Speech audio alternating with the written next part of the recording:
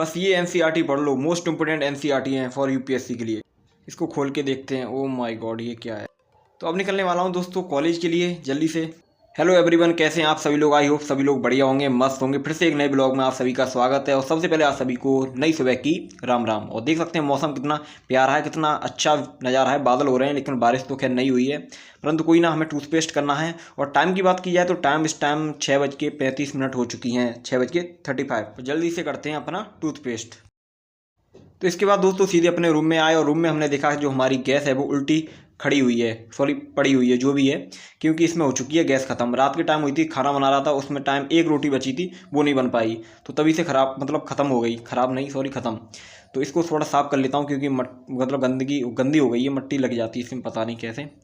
चल कोई ना, से साफ़ करते हैं। और इसके जो गैस जो पाइप है इसको खोलते हैं, और पाइप को खोलने के बाद इसको ले जाएंगे सीधे भराने के लिए। पास में ही दुकान है, ज़्यादा दूर नहीं है। तो इसका जो पाइप है हमने अलग कर दिया है, तो अब से इसको सीधे ले जाते हैं गैस अपनी दुकान पर जो पास में है। तो फाइनली हमारी जो गैस है वो भरना स्टार्ट हो गई है, और दुकान जो है पास में ही है, ज़्यादा दूर जाना नहीं पड़ता। अगर दूर जाना पड़ता तो ज़्यादा दिक्कत होती है, परंतु कोई ना, रूम से थोड़ा बाहर निकलो, पास में ही है तो जल्दी भरा लो। तो उसके साथ ही मैंने कुछ ज़रूरी चीज़ ले ली, जैसे ताला है। मेरे रूम का जो ताला है थोड़ा ख़राब सा हो गया, पता नहीं, लगता नहीं है। उसके साथ नेल कटर भी ले लिया क्योंकि था नहीं, इसलिए। तो यहाँ पर सारी चीज़ें मिल जाती हैं। तो गैस भराने के बाद अब सीधे अपने रूम के लिए हम निकल रहे हैं। और गैस में थोड़ा वजन ज़्यादा, कोई ना, लेके चलते हैं। तो एक हमारी सिस्टर ने पूछा है कि आप कहाँ रहते हो और आपका खर्चा कितना आता है मंथली। तो मैं रहता हूँ मथुरा, कृष्ण की नगरी, जानते ही होंगे, सबसे पॉपुलर है। और खर्चे की बात की जाए तो वही रहता है 7 से 8 हज़ार के करीब तो रहता ही है मंथली।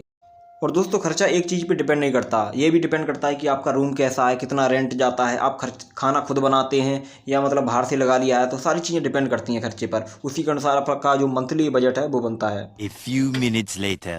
तो फाइनली दोस्तों रूम पर आने के बाद और अपना जो सिलेंडर है वो फिट कर दिया है पूरी तरह से। और अब सीधे हमारे जो हैं देसी चने पड़े हुए हैं, जो हमने रात के टाइम डाली थी, मूंग की दाल और चने, क्योंकि इससे पच जाते हैं, इसलिए दिक्कत नहीं होती डाइजेस्ट करने में। तो फिर जल्दी से इन्हें जो भी मिर्च मसाले सब चीज़ डाल के खाते हैं, और उसके बाद अपना सेशन जो है स्टार्ट करते हैं हम। तो फाइनली दोस्तों आ चुके हैं अपने स्टडी टेबल पर अपना सेशन स्टार्ट करने के लिए। और मेरे हाथ में है ऑप्शनल, मेरा हिंदी साहित्य जो है उसके नोट्स हैं। और टाइम हो चुका है इस टाइम 8 बज गए हैं करेक्ट। तो 8 बजे से अपना जो सेशन हम स्टार्ट करेंगे अपने ऑप्शनल का। और मेरा टारगेट है कि इसे मैं 6 मंथ के अंदर कंप्लीट कर लूँ अपना पूरा ऑप्शनल। तो ठीक है, अपना जो सेशन है स्टार्ट करते हैं। तो पढ़ने के साथ ही एक हमारे भाई ने पूछा है कि आपकी 12th में कौन सा सब्जेक्ट था। तो मेरे पास था पीसीबी, फिजिक्स, केमिस्ट्री और बायोलॉजी, ये सब्जेक्ट्स थी। और इसके साथ ही आप लोगों के ये भी क्वेश्चन रहते हैं कि हमें इस बुक का लिंक दे दो, या इस नोट्स का लिंक दे दो, या स्टडी टेबल का दे दो, या स्टडी चेयर का दे दो। जिस चीज़ का भी आपको लिंक चाहिए ना, आप पूरी तरह से जो जिस चीज़ का भी चाहिए उसका आप कमेंट कर दीजिए मुझे, मैं उस सभी चीज़ों का लिंक आपको प्रोवाइड करा दूंगा। जो भी आपको लिंक चाहिए मुझे कमेंट में आप बता दीजिए, इससे मुझे पता चल जाएगा कि आपको लिंक चाहिए किसका। तो फाइनली दोस्तों हमारा जो ऑप्शनल का जो सेशन था वो एंड हो चुका है। और जो भी हमें नोट्स का रिवीजन करना था वो कर लिया है, क्योंकि साथ के साथ रिवीजन करना बहुत ज़रूरी है। और टाइम हो चुका है दोस्तों 10:35 होने वाली है, मतलब 10:30 बज चुके हैं। और 11 बजे से हमें जाना है अपनी कॉलेज के लिए। तो कॉलेज के लिए भी रेडी होना है। तो अपना जो सेशन है यहीं पर एंड करते हैं और कॉलेज के लिए जल्दी से होते हैं ready. A few moments later. तो फाइनली दोस्तों हम कॉलेज के लिए तैयार हो चुके हैं, देख सकते हैं पूरी तरह से बन ठन के, एक तरह से जो भी ड्रेस होती है उसको पहन के। अब सीधे हमें जाना है कॉलेज के लिए। और कॉलेज में आपको पता ही है एग्जाम चल रहे हैं, तो एग्जाम चल नहीं रहे, मतलब एग्जाम होने वाले हैं, तो उससे रिलेटेड जो भी काम है होते रहते हैं। और ये मेरी वॉच चार्जिंग पे लगी है, तो इसको भी निकाल लेता हूँ और अपने पहन लेता हूँ हाथ में। तो वॉच हमने पहन ली है। अब सीधे अपना जो बैग है और जो भी फाइल हैं वो सारी अपने बैग में रखते हैं, और बैग को लेके चलते हैं जल्दी से कॉलेज के लिए। तो करते हैं जल्दी से ये सारे काम। इसके साथ ही हमारे एक भाई का कमेंट है कि आप बाहर रहकर ही पढ़ाई क्यों करते हैं, आप घर पर भी रह के तो कर सकते हैं। तो बहुत ही अच्छा क्वेश्चन उन्होंने पूछा है, तो उसका आंसर मैं जरूर दूंगा। तो चलते चलते इसका आंसर देंगे जल्दी से, कॉलेज भी पहुंच जाएंगे और आंसर भी हो जाएगा। देखो बाहर रहना हर किसी की मतलब इच्छा नहीं होती कि वो बाहर रहे, इतना खर्चा करे। देखो कंडीशन कुछ इस तरह की बन जाती है कि उसे बाहर रहना पड़ता है। हर किसी का माहौल एक जैसा नहीं होता, हर तरह का मतलब समाज है, आप जानते ही हैं। और बाहर रहना, मैं आपको एक ज़रूरी बात ये भी बता दूं कि मैं ओनली तैयारी नहीं कर रहा हूं, मैं अपनी कॉलेज भी कर रहा हूं, मेरी कॉलेज भी यहाँ से चल रही है। तो दोनों काम मेरे हो रहे हैं, कॉलेज भी हो रही है और इसके साथ तैयारी भी हो रही है। तो इसलिए ये भी एक चीज़ मैटर करती है। और माहौल की मैंने आपको बता दी, हर किसी का माहौल एक जैसा नहीं होता, घर की कंडीशन एक जैसी नहीं होती, डिस्टर्बेंस भी रहता है, हर तरह की चीज़ें रहती हैं। तो हर कोई कुछ ना कुछ सोच कर ही बाहर आता है कि मुझे डिस्टर्बेंस ना हो, जिससे मैं अच्छे से पढ़ाई कर सकूं, अपना जो चीज़ है उस पर अच्छे से फोकस कर सकूं। तो ये सारी चीज़ें देखने को मिलेंगी आपको। और सबसे ज़रूरी बात यह है कि मैं अगर कोचिंग कर रहा होता यहाँ पर तो मैं ज़रूरी नहीं था मैं यहाँ पर आके कोचिंग करता, घर पे कुछ ना कुछ करके अपने घर पे तैयारी कर लेता। लेकिन कॉलेज भी चल रहा है मेरा यहीं पे, और कॉलेज यहाँ पर अपने यहाँ इतना कुछ खास था नहीं, परंतु इसलिए फिर यहाँ पर मथुरा आना पड़ा। सिटी भी अच्छी है और सही है, माहौल अच्छा रहता है यहाँ पर, पढ़ने का इन्वायरमेंट भी बन जाता है, इसलिए मैं यहाँ पर आ गया। तो लोग दिल्ली भी जाते हैं, हर जगह जाते हैं, अपने ऊपर है, कहीं भी जा सकते हैं, परंतु जहाँ आपके लिए अच्छा हो माहौल, जहाँ आप फोकस से पढ़ाई कर सकें, कोई चीज़ आपको दिक्कत ना करें, कोई डिस्टर्बेंस ना हो, तो वो चीज़ आपके लिए सबसे बेस्ट है। और इसके साथ ही एक हमारी सिस्टर ने भी पूछा है कि भैया आप कभी टाइम मिले तो बांके बिहारी जरूर जाना। हाँ जरूर जाऊँगा, मैं सोच तो कई बार रहा हूँ कि मैं वृंदावन भी घूमने जाऊँ, परंतु इतना खास जा नहीं पाया हूँ, कभी टाइम ही नहीं मिल पाता। सोचता तो हूँ कि यहाँ आज यहाँ जाऊँगा, वहाँ जाऊँगा, वहाँ जाऊँगा, अकेले जाने का मन नहीं करता, कोई दोस्त या हो संग तो सही रहता है, क्योंकि इतनी हमें जानकारी नहीं है। परंतु वो प्रॉपर मथुरा का होगा तो वो सारी चीज़ हमको दिखा देगा, सारी चीज़ें बता भी देगा। तो ये सारी चीज़ें हैं। तो कॉलेज में तो हम आ चुके हैं, देख सकते हैं सभी लोग आ गए हैं कॉलेज में, दोस्त लोग भी आ गए हैं। तो अब सीधे अपनी फ़ाइल जो है वो हमें सबमिट करनी है, अपनी बिजनेस की फ़ाइल है, माइनर सब्जेक्ट जो होती हैं उसकी हमें सबमिट करनी है। तो दोस्तों कॉलेज में आने के बाद हमारे जो हरामी दोस्त हैं वो सारे मिल चुके हैं। हरामी नहीं है, जैसे भी अच्छे हैं, अपने दोस्त हैं, कुछ भी कह लो इन्हें।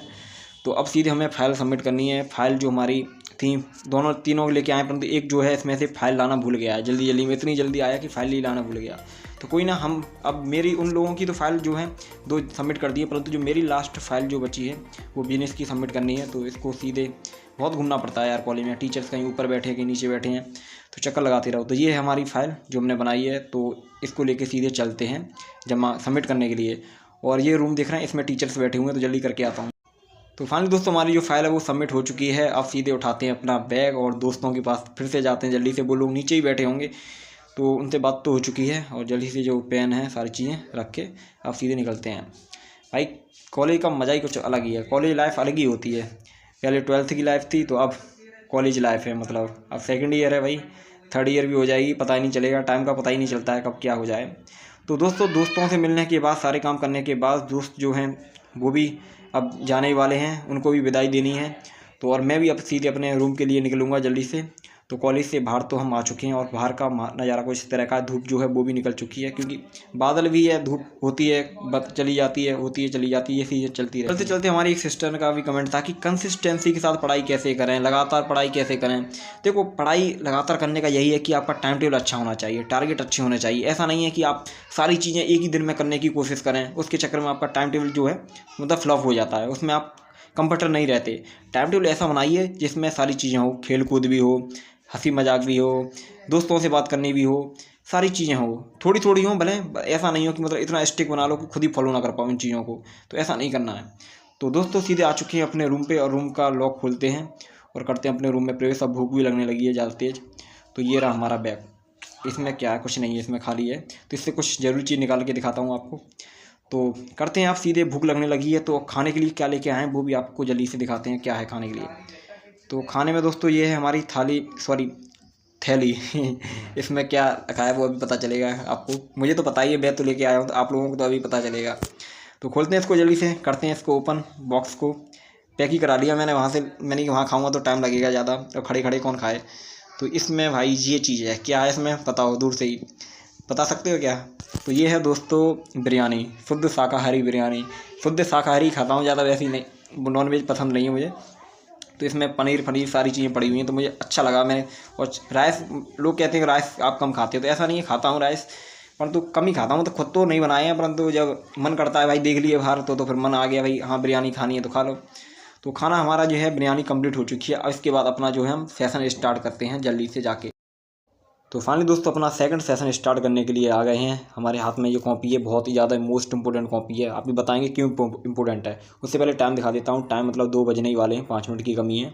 तो कोई ना, अपना सेशन 2 बजे से हम स्टार्ट करेंगे। उससे पहले आपको जो इंपॉर्टेंट जानकारी है वो दे देता हूँ। क्या जानकारी है, क्योंकि आप लोगों के कमेंट थे कि सबसे ज़्यादा कि NCERT कौन सी पढ़नी चाहिए, 6 से लेकर 12 तक की मोस्ट इंपॉर्टेंट NCERT कौन सी है। तो ये मेरे हाथ में जो कॉपी है इसमें सारी चीज़ें वो लिखी हुई हैं, जैसे कौन सी NCERT पढ़नी है, कौन सी नहीं पढ़नी है।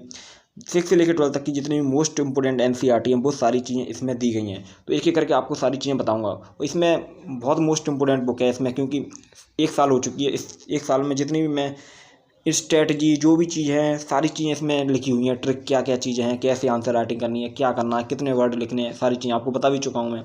तो कोई ना, अब सीधे हम पहले पेज पे जाते हैं और देखते हैं ऑल एनसीईआरटी फॉर यूपीएससी। 1 साल हो चुकी है, 1 साल पहले ये सारी चीज़ें लिखी थी मैंने, तभी मैंने एनसीईआरटी मंगाई थी, ऐसे ही नहीं मंगा ली थी मैंने। तो एक चीज़ आपको मैं बुक बताता हूँ कौन कौन सी हैं, और आप नोट डाउन करते रहना साथ के साथ। तो जैसे आप बात करेंगे क्लास 6 की, क्लास 6 में आपको पढ़ने को मिलेगा पृथ्वी एवं हमारा आवास, जो पहली बुक होगी, ठीक है। उसके बाद साइंस की बुक आपको पढ़ने को मिलेगी। उसके बाद आप आओगे, थर्ड बुक जो है हमारे अतीत पार्ट 1, इतिहास की बुक है, हिस्ट्री की, ठीक है। इसके बाद चौथी बुक जो है सामाजिक एवं राजनीतिक जीवन, इसका पार्ट 1 आप पढ़ोगे, ठीक है। इसके बाद आते हैं क्लास 7 में, तो इसमें आप इन्वायरमेंट की बुक पढ़ने को मिलेगी आपको, हमारा पर्यावरण, जो पहली बुक है इसमें। इसके बाद सेकंड बुक है हमारे अतीत पार्ट 2। आप 6 क्लास में पार्ट 1 पढ़ोगे और 7th क्लास में आप उसका पार्ट 2 पढ़ोगे, ठीक है। इसके बाद थर्ड बुक जो है वो है सामाजिक एवं राजनीतिक जीवन पार्ट 2। ये भी आप 6 में मतलब फर्स्ट पढ़ोगे, इसमें 2 पढ़ोगे। और इसके साथ है विज्ञान, 4th बुक जो है, चौथी बुक जो है। ये सारी चीज़ें आप पढ़ोगे। इसके बाद आते हैं आप नेक्स्ट पेज पर, तो पलटते हैं जल्दी से पेज और देखते हैं हमारी जो नेक्स्ट क्लास जो है 8th क्लास की जो एनसीईआरटी है, वो आपको बता देता हूँ कौन कौन सी इंपॉर्टेंट है। तो पहला एनसीईआरटी है वो है संसाधन एवं विकास, ये वाली आपको लेनी है। इसके बाद है हमारे अतीत पार्ट 3 का पार्ट 1 आपको पढ़ना है, ठीक है, ये पार्ट 1 है। इसके बाद है हमारे अतीत पार्ट 3 का पार्ट 2, ये आपको पढ़ना है। और इसके बाद जो हमारी चौथी एनसीईआरटी है वो है सामाजिक एवं राजनीतिक जीवन पार्ट 3, ये वाली आपको पढ़नी पड़ेगी। कौन सी? सामाजिक एवं राजनीतिक जीवन। नोट डाउन करते रहिए साथ के साथ, आप बुक सेलर को दे दोगे तो वो आपको सारी चीज़ें खुद ही दे देगा। इसके बाद है 5वीं विज्ञान की। इसके बाद आते हैं क्लास 9th पर, तो इसमें आपको पढ़ने को मिलेगी पहली अर्थशास्त्र की जो बुक है वो वाली। उसके बाद 2nd है विज्ञान, ये आप पढ़ने को मिलेगी। और 3rd है भारत एवं समकालीन विश्व का इतिहास पार्ट 1, ये आपको पढ़नी है, ठीक है। उसके बाद हमारी बात करेंगे चौथी बुक जो है समकालीन भारत पार्ट 1, ये आपको पढ़ना है। नोट डाउन करते रहिए साथ के साथ। और 5वीं है लोकतांत्रिक राजनीति पार्ट 1, ये भी आपको पढ़नी है। इसके बाद आते हैं क्लास 10th पर, इसमें आपको पढ़नी है पहली बुक आर्थिक विकास की समझ, ये वाली बुक आपको पढ़नी है, ठीक है। और 2nd बुक जो है इसमें साइंस, इसमें भी पढ़नी है, साइंस तो कंपलसरी है। इसके बाद 3rd बुक जो है भारत एवं समकालीन विश्व का पार्ट 2, क्योंकि 9th क्लास में आपने पार्ट 1 पढ़ा था, आप इसमें क्लास 10th में पार्ट 2 पढ़ोगे, क्योंकि विस्तृत मतलब विस्तार होता रहता है इन चीज़ों का। और चौथी बुक है समकालीन भारत पार्ट 2, ये आपको पढ़ने को मिलेगी। और 3rd है लोकतांत्रिक राजनीति पार्ट 2, मतलब 9th क्लास में जो पढ़ी थी उनका पार्ट 2 आपको पढ़ना है क्लास 10th में। तो अब आते हैं क्लास 11th में, जो आपको एनसीईआरटी पढ़नी है, और साथ के साथ आप नोट डाउन भी करते चलिए। तो पहली एनसीईआरटी है भारत भौतिक पर्यावरण, जो आपको पढ़नी है। कौन सी है? भारत भौतिक पर्यावरण। और 2nd है भूगोल के प्रयोगात्मक कार्य, जो वाली आपको पढ़नी है, ठीक है। और 3rd है भौतिक भूगोल के मूल सिद्धांत, ये वाली आपको पढ़नी है। कौन सी? भौतिक भूगोल के मूल सिद्धांत। और चौथी है विश्व इतिहास के कुछ विषय, ये वाली पढ़नी है। और 5वीं है समाज का बोध। और 6ठी है समाज शास्त्र परिचय। और 7वीं है भारतीय अर्थव्यवस्था का विकास। और 8वीं बुक है भारत का संविधान सिद्धांत और व्यवहार। और 9वीं बुक है राजनीतिक सिद्धांत, ये वाली आपको पढ़नी है, ठीक है। इसके बाद हम आते हैं अपनी क्लास 11th में, 12th में। 12th में कौन सी पहली बुक है? वो है भारत लोग एवं अर्थव्यवस्था, पहली बुक है, ठीक है। और 2nd बुक है भूगोल का प्रयोगात्मक कार्य। और 3rd बुक है मानव भूगोल के मूल सिद्धांत। और चौथी बुक है समष्टि अर्थव्यवस्था एक परिचय, समष्टि अर्थशास्त्र एक परिचय, ये वाली आपको पढ़नी है। 5वीं है भारतीय समाज। और 6ठी है भारत में सामाजिक परिवर्तन एवं विकास। और 7वीं भारतीय अर्थव्यवस्था के कुछ विषय, भाग 1, 2, भाग 1, 2 और 3rd, मतलब 3 पार्ट आपको लेने हैं इसके क्लास 7th की, ठीक है। क्लास जो 12th की जो बुक है इसमें आपको पार्ट 3rd लेने हैं, 3 पार्ट। और 8वीं बुक है समकालीन विश्व राजनीति। और 9वां जो इसमें आपको पढ़ना है वो है स्वतंत्र भारत में राजनीति, ये वाली बुक आपको पढ़नी है सारी। जितनी भी एनसीईआरटी है मोस्ट इंपोर्टेंट एनसीईआरटी हैं, और मेरे हिसाब से टोटल इसका अगर कैलकुलेट किए जाए तो 41-42 बुक के करीब ये बैठेंगी, 41 बुक के करीब हैं। तो इसमें जो मेरी कॉपी है इसमें मैंने सारी चीज़ें अपनी एक्सप्लेन की हैं, सिलेबस को अच्छे से डिफाइन किया है, और जो हमें एनसीईआरटी पढ़नी होती है मोस्ट इंपोर्टेंट एनसीईआरटी है वो सारी इसमें चीज़ें लिखी है। मैंने मतलब बता नहीं सकता कितने इंटरव्यू देखे होंगे टॉपर्स की, मतलब 500-600 इंटरव्यू देख चुका हूँ, मतलब तब जाके मैंने ये बुक्स मतलब ये कॉपी अपनी लिखी। इसमें जो इंपॉर्टेंट स्ट्रेटजी क्या नहीं चाहिए, क्या क्या पढ़ना है, ओल्ड एनसीईआरटी, न्यू एनसीईआरटी, सारी चीज़ें, तो इन चीज़ों पे आपको फोकस करना है। और इस एनसीईआरटी की आप मैंने जो बताई उसको नोट डाउन कर लेना, और जो भी बुक शॉप है उस पर आप दे देना, वो आपको सारी बुक जो है निकाल के दे देंगे जो इम्पोर्टेंट है। वैसे तो और भी होती है, परंतु जो होती हैं मुख्य इंपॉर्टेंट हैं वही मैंने आपको बताई हैं, और वैसे अदर जो बुकें हैं वो नहीं बताई हैं। और फॉलो करो तो एक ही बुक करना, या न्यू एनसीईआरटी करो या ओल्ड एनसीईआरटी करो। ऐसा नहीं कि दोनों एनसीईआरटी हम लेके आ गए, तो ऐसे नहीं करेंगे, मिस्टेक हो जाएगी फालतू में। तो एक न्यू एनसीईआरटी लेके आई, और न्यू एनसीईआरटी ही अभी बेस्ट चल रही है सबसे ज़्यादा। तो ठीक है, तो ये सारी चीज़ें आपको मैंने बता दी हैं। अब इसके बाद हमें क्या करना है, इसके बाद अपना जो सेशन है, अपना सेकंड सेशन, वो स्टार्ट करेंगे अपनी कॉलेज की पढ़ाई के साथ। तो बढ़ते हैं आगे। तो ये है दोस्तों हमारे सीरीज मॉडल जिन्हें बोलते हैं। तो इसमें से हमें थोड़े थोड़े सबको देखना है। सबसे पहले तो हम अपना हिंदी साहित्य देखेंगे, हिंदी गद्य जो है, क्योंकि इसका जो पेपर है सबसे पहला होना है। तो अपना जो सेकंड सेशन है वो स्टार्ट करते हैं। और हमारे एक भाई का कमेंट है कि हम दोनों का जो अटैम्प्ट है वो फर्स्ट अटैम्प्ट वो साथ में ही है, और रूटीन भी सेम है। तो बहुत बड़ी बात है, बहुत अच्छी बात है।